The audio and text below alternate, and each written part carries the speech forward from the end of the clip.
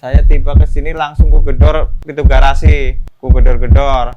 Terus pintu ruang utama aku gedor, dikunci semua. Aku lari ke belakang, mau dobrak ini sama yang belakang, tapi nggak bisa. Aku lari lagi ke depan, nyari bantuan sama tukang bengkel itu. Terus ke belakang lagi.